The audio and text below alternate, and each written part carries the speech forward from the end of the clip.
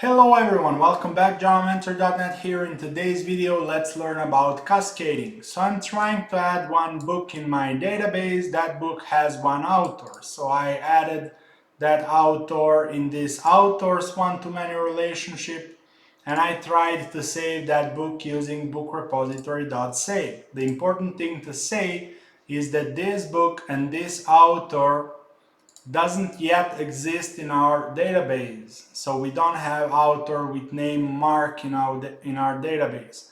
Also important thing to notice is that we are not calling author repository.save anywhere. We are just calling book repository.save.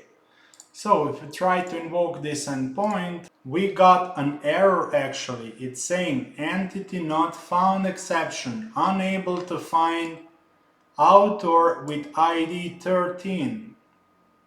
This is suggesting you that you first need to save author using author repository.save, and only then you can assign that author to some book. That's by default how JPA and Hibernate works. But what if, is there any way to hint to JPA, hey, you're saving this book and there is one new author inside this one-to-many relation.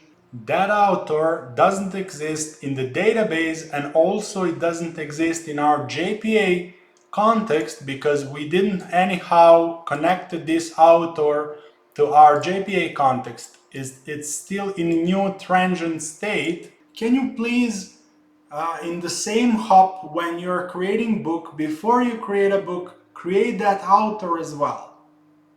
That's possible. That's what cascading is all about. So you want to say cascade here.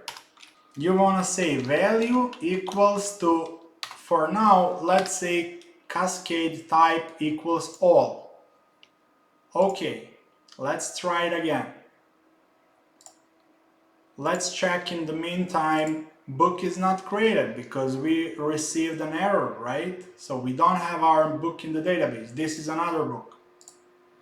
Okay, our application is up again.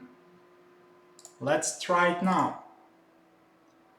Okay, now 200 okay. And if you take a look at the SQLs that are generated, by the way, just to say, this is JPQL, JPA specific version of SQL, but you can, view that as a SQL. It's really similar. For beginners, it's almost the same. What is important to us, insert inside the book, and then you have insert inside the author, and you never called author.repository.save, but you put cascade here, and then JPA knew that when you added that author inside one-to-many relation, it should save that author as well.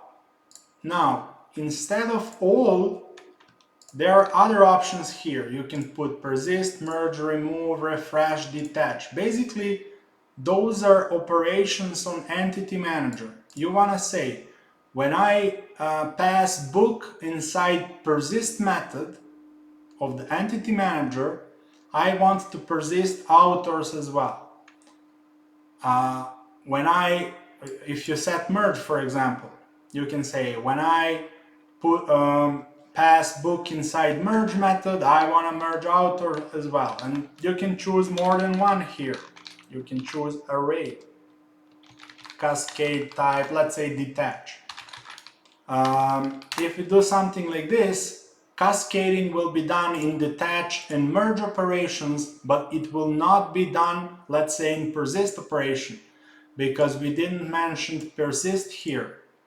If you want to do cascading for all Entity Manager operations, then you should go with obviously cascade type all.